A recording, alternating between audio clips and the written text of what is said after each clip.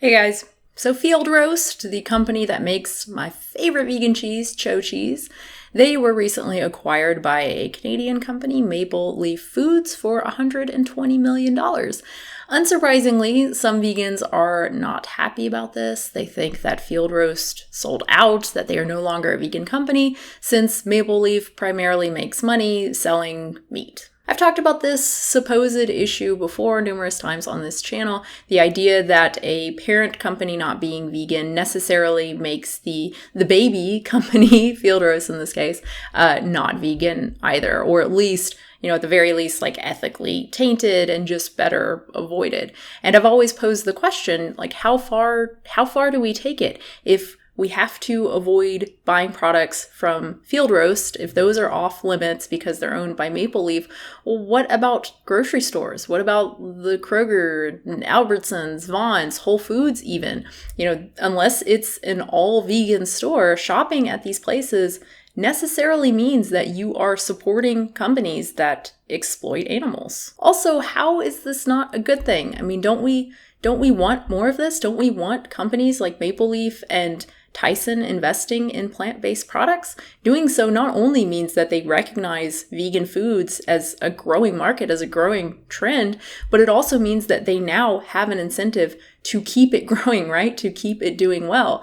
Maple Leaf wants Field Roast to do well and to keep selling more Chao Cheese and Frankfurters and the roast and all the other stuff that they make, because if they do, then it means that Maple Leaf are gonna make more money. The idea that Maple Leaf bought Field Roast in order to ruin it, in order to ruin the company, ruin the product by making it no longer vegan, it's so strange to me. Number one, why would they do that? Maple Leaf bought Field Roast because it's successful, because they think they can make money via this acquisition. The reason that Field Roast is successful is because of what they do, which is offering animal-free alternatives. Number two, when has this ever happened? A company buying a smaller vegan company and then just making the product not vegan anymore. Maybe it's happened before, but all of the recent examples that I can think of, they're all still vegan. If you look at Gardein, which is owned by Pinnacle Foods, if you look at Silk and So Delicious, these products are all still vegan and their product lines have been expanded. It's just so unlikely to me that Maple Leaf would add casein to Chao Cheese. They may change the product, no doubt, right? That wouldn't be surprising at all if they thought the product could be improved and they tried to do that, the taste, the texture, whatever else, or getting the cost lower, right? That wouldn't surprise me at all, but making it not vegan, I think they're smart enough to know why people buy this cheese, the primary reason, which is because it's dairy-free. Field Roast even went out of their way to draft this vegan policy affirmation just to make vegans a little less worried. They say that Maple Leaf Foods approved of this. Unfortunately, it didn't seem to work, going by the comments. The business suicide is a personal favorite of mine. Someone saying that Field Roast is committing business suicide via this acquisition.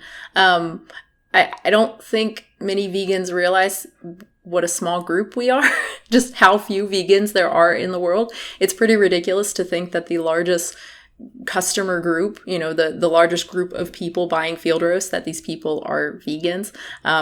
Given what we know, what other plant-based companies have said about their audience, about, people who buy their products, it's much more likely that most of the people who buy Field Roast aren't even vegetarian. So the idea that a huge number of Field Roast customers even know about this, about Maple Leaf acquiring Field Roast, or that they would even care if they did know, it's kind of adorable. Don't get me wrong, I wish we had that sort of power. I wish there were that many vegans in the world and we had that kind of power. Wouldn't that be incredible? We could really, really change things pretty quickly in the food industry, but no. So the bottom line, I'm excited. I'm always excited when something like this happens.